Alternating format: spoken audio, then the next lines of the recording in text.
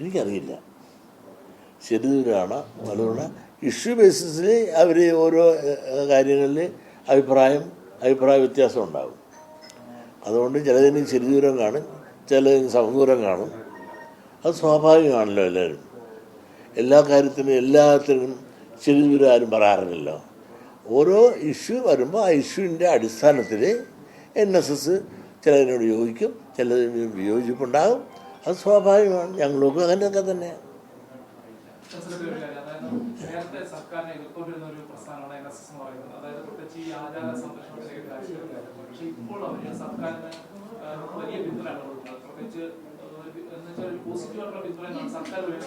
അല്ല, അവർ സർക്കാരിനെ എതിർത്തിരുന്നു. സർക്കാരിനെ എപ്പോഴും എതിർക്കുകയല്ലോ. അവർ ഇഷ്യൂസിൻ്റെ ബേസിലാണ് എതിർത്തത്. അതായത് ആചാരങ്ങൾ നടപ്പാക്കാതെ സ്ത്രീപ്രവേശനവുമായി ബന്ധപ്പെട്ട ഇഷ്യൂ വന്നപ്പോൾ സർക്കാരിനെ എതിർത്തു. അതൊക്കെ ഒന്നും വലിയ എതിർപ്പ് ശക്തമായി പ്രകടിപ്പിച്ച് നമ്മളാരും കേട്ടിട്ടില്ല. അപ്പോൾ അതിനെ ശക്തമായി എതിർത്തു. ആ എതിർപ്പ് അവർ എല്ലാ തലങ്ങളിലും അറിയിച്ചു. ആ തലങ്ങളിൽ അത് മാറി ഗവൺമെൻറ്റെന്നും ആചാരം അനുസരിച്ച് നടത്തുമെന്നും പണ്ടുണ്ടായിരുന്ന സ്ത്രീപ്രവേശനം എന്നുള്ള ആ ഐഡിയ ഇന്ന് ഗവൺമെൻറ് ഉപേക്ഷിച്ചു എന്ന് ബോധ്യപ്പെടുകയും നമ്മുടെ ദേവസ്വം മന്ത്രി ഉൾപ്പെടെയുള്ളവർ എന്നതിന് ഉറപ്പ് കൊടുക്കുകയും ചെയ്തു എന്നുള്ളതിൻ്റെ അടിസ്ഥാനത്തിൽ ആ ഇഷ്യൂവിൽ അവർ സർക്കാരിനെ സപ്പോർട്ട് ചെയ്യുന്നു. ആ കാര്യത്തിൽ സർക്കാരിന് വിശ്വാസമാണ് ആയിരിക്കും. എല്ലാ കാര്യത്തിലും വിശ്വസിക്കണമെന്നില്ല.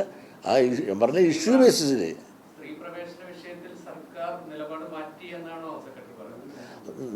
മാറ്റുന്നത് തീർച്ചയായിട്ടും നമുക്ക് വിശ്വസിക്കാമല്ലോ. കാരണം ആദ്യത്തെ അതുപോലെയാണോ രണ്ടാമത്? അന്ന് സ്ത്രീ പ്രവേശനം ശ്രമിച്ചുവെങ്കിൽ പിന്നീട് വന്ന കാലങ്ങളിലൊന്നും സ്ത്രീ പ്രവേശനത്തിന് വേണ്ടിയിട്ടുള്ള ഒരു പ്രഷർ ഗവൺമെൻറ്റിൽ നിന്നുണ്ടായില്ലല്ലോ. അതുകൊണ്ട് തന്നെ പ്രത്യേകിച്ച് ഒരു ചോദ്യത്തിൻ്റെ കാര്യമില്ല, ഉത്തരത്തിൻ്റെ കാര്യമില്ല. പഴയ ആചാരം അനുസരിച്ച് ഗവൺമെൻറ് പ്രവർത്തിക്കാൻ തയ്യാറാകുകയും ചെയ്തത് ജനവികാരം മനസ്സിലായിക്കൊണ്ടാണ്.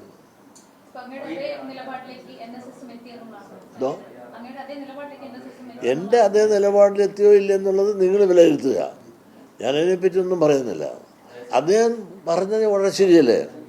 ഈ അദ്ദേഹത്തിൻ്റെ ഒരു നിലപാടെന്ന് പറഞ്ഞാൽ എന്താണ്? ശബരിമലയിൽ ആചാരങ്ങൾ നടപ്പാകണം. ഞങ്ങൾ തന്നെ പറഞ്ഞത് സ്ത്രീ പ്രവേശനം പാടില്ല.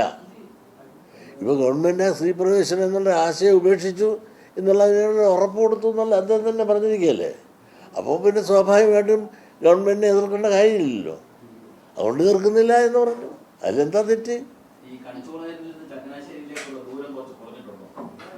ദൂരം കുറഞ്ഞോ ഇല്ലെന്ന് അല്ല, ഇന്നലെ നിങ്ങൾക്ക് തോന്നില്ല, ഇപ്പോൾ ഇന്നാണ് തോന്നിയത്.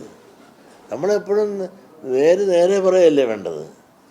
അതല്ല ഒരാൾ അഭിപ്രായം പറഞ്ഞു എന്നുള്ളത് കേട്ടുകൊണ്ട് ആളെ നോക്കി എന്നും എതിർക്കുക എന്നുള്ളതല്ലേ ശരി. ആര് പറഞ്ഞാലും, ഞാൻ പണ്ടും പറഞ്ഞു, ആര് പറഞ്ഞു എന്നുള്ളതല്ല നോക്കേണ്ടത്, എന്ത് പറഞ്ഞു എന്നുള്ളത് നോക്കിയിട്ട് അത് ശരിയുണ്ടെങ്കിൽ ആ ശരിയോടുകൂടി നമ്മൾ നിൽക്കണ്ടേ. ഏത് NSSൻ്റെ ഈ അഭിപ്രായം ഉണ്ടല്ലോ, ആ അഭിപ്രായത്തിൽ ഞങ്ങൾ ഒരു വിരോധമില്ല. ആ അഭിപ്രായത്തിൽ ഞങ്ങൾക്ക് ഇഷ്ടമാണ്, സ്വാഗതം ചെയ്യണം. ഏത് ശബരിമല ഇഷ്യൂവിൽ NSS എടുത്ത നിലപാടുണ്ടല്ലോ, ആ നിലപാടെന്താണ്? സ്ത്രീ പ്രവേശനം പാടില്ല എന്നുള്ള ആ നിലപാട്. അതിനോട് പൂർണ്ണമായും ഞങ്ങൾ യോജിക്കാൻ.